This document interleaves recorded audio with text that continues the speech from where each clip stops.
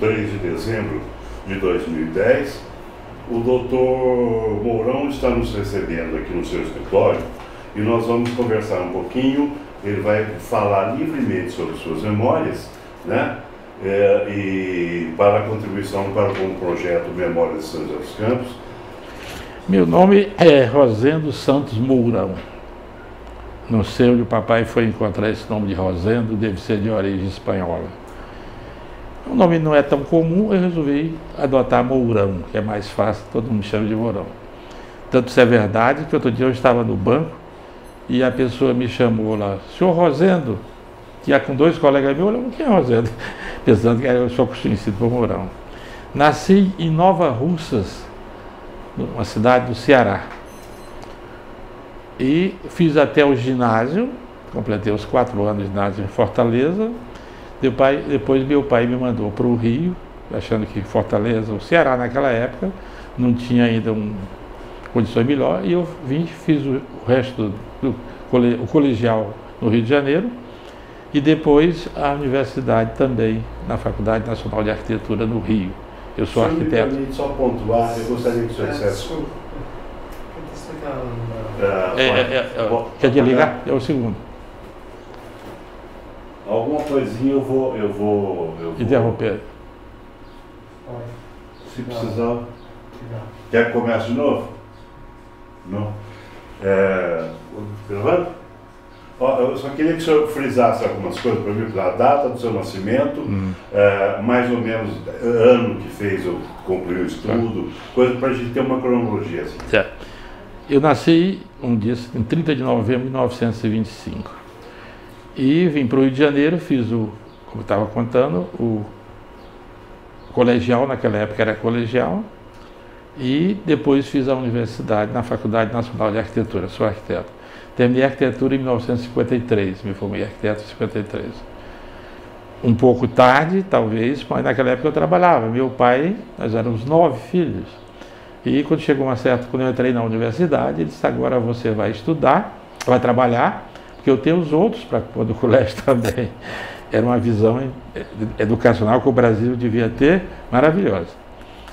Pois bem, então, daí para frente, eu comecei a trabalhar com os principais arquitetos do Rio.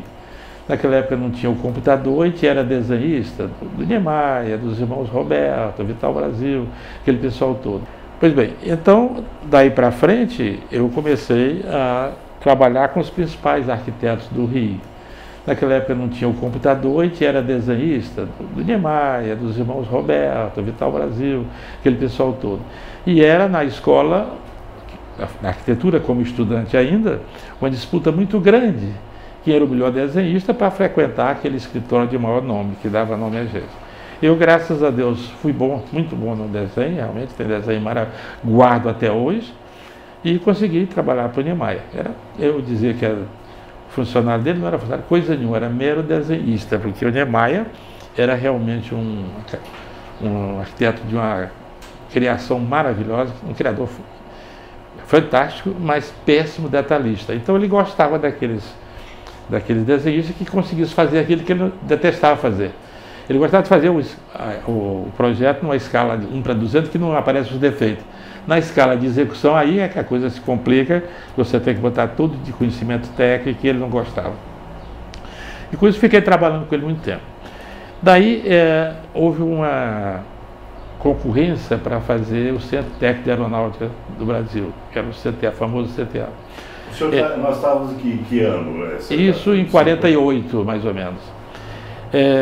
Houve uma concorrência nacional para se fazer entre os arquitetos mais do Brasil, mas parece que 5 se inscreveram, o Rino Leve, uma turminha aí que eu não me recordo agora, e ele ganhou a concorrência do CTA. Que governo que era que decidiu? Era o governo militar, isso em 48 já era, eu acho que era quem poderia ser em 40, o Dutra, não sei se era o Dutra. 41 já era um governo com perspectiva militar. Pois bem, tinha terminado o Getúlio, e começar um governo desse já meio bastante militar. Ele conseguiu ganhar a concorrência. Na hora de assinar o contrato, os militares acharam que ele era comunista fazer um projeto de um centro técnico de aeronáutica, né? Um arquiteto comunista, principalmente para os militares, isso é um negócio muito sério, grave e tal. Então ele teve que arranjar um colega que assinasse o projeto, tanto que eu tive várias vezes no CTA essa dificuldade de explicar, que vinha um professor, um ônibus cheio de alunos mostrar o CTA, que era realmente uma coisa interessante para os alunos de arquitetura, e quando chegava abrimos as plantas e não tinha o nome do Oscar Niemeyer. Ficava todo mundo aí perguntando e eu tinha que dar essa explicação e tal. Muito bem. Aí, o senhor que assinou? Não, foi o Fernando Saturnino de Barros, um arquiteto do Rio que era muito amigo dele, de confiança, que assinou por ele. E não participou em nada. Eu, pelo menos, já participei como desenhista. Esse não participou em absolutamente nada. Mas tinha crédito junto às forças militares e junto ao Niemeyer. Mas o senhor conviveu com a ideia? Com a ideia, exatamente. Mas já, desde a origem. E não sabia nem onde é que era o CTA. Pois bem, aí em 1950 aproximadamente começam as obras do CTA. O Ministério da Aeronáutica faz uma concorrência e uma firma ganha. Vocês não têm ideia do que seja São José em 1950. Era o fim do mundo, né? Uma cidadezinha que só tinha aplicação de tuberculose, cura de tuberculose, e mais nada, não tinha nada. O CTA foi feito e contratou uma firma para a construção do centro aeronáutico. Começou a obra hoje é moderna, tu imagina isso em 48, 50. Era moderníssimo. Me permita só uma curiosidade. A escolha geopolítica ou geográfica de São José dos Campos, então consta até que o próprio Santos Dumont houvera vacinado já tinha fatado. Então, na escolha das várias cidades ofereceram, desde Mogi até Resende. Todas essas cidades do Vale ofereceram terreno para o CTA se instalar. A análise foi feita com bastante cuidado. Primeiro, em áreas planas, Mogi, por exemplo, tem uma área muito grande, mas era muito acidentada. E precisava, a ideia era fazer uma pesquisa de avião, para construção de avião, precisava de uma pista grande, não como um aeroporto, mas sim para treinamento. O avião você precisa decolar e subir. Então a pista de São José tem 4 km, não por ser cumbica ou ser outra coisa, porque ela precisava para ensaio em voo. Então São José foi a que ofereceu melhor condição. E verificaram, tinha energia, passava uma rede de 38 kV aqui, tinha o rio ali do lado. Estava se projetando a Dutra, ela tinha a antiga Dutra, a antiga Rio São Paulo, está se projetando a Dutra, perto de São Paulo, o maior centro tecnológico do país. Então isso tudo influenciou que se determinasse aí. Houve uma briga muito grande das prefeituras, mas São José levou vantagem por esses fatos todos. Apesar de que as outras cidades tivessem até mais infraestrutura do que São José. Mas não se pensava na infraestrutura da cidade. Pensava fazer um núcleo isolado para isso. E São José ganhou demais com isso, porque foi o CTA que trouxe todo o desenvolvimento, GM, todas essas fábricas, e que vieram para cá, Ródia, que já estava instalado, mas cresceu, e Johnson, etc., por causa do CTA, que viram que tinha uma estrutura tecnológica de padrão e que podia ser implantado. O senhor reconhece algum tráfico de influência política nesse processo dessa decisão? Quem era o prefeito na época? Olha, o prefeito na época, naquela época, São José era uma ação climática, era nomeado, né, o prefeito.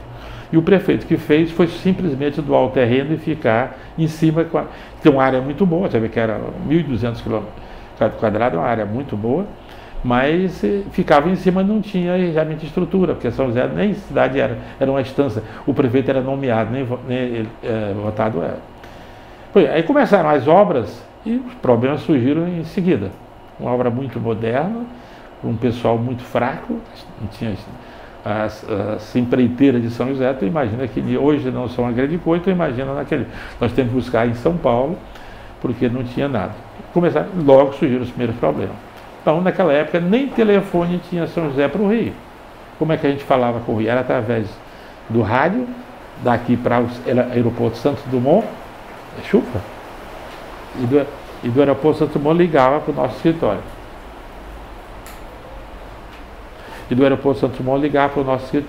Aí vinha. Então, o primeiro que veio, porque eu tinha trabalhado no projeto, os outros desenhistas do Escola de Niemeyer não tinham trabalhado. Eu tinha trabalhado.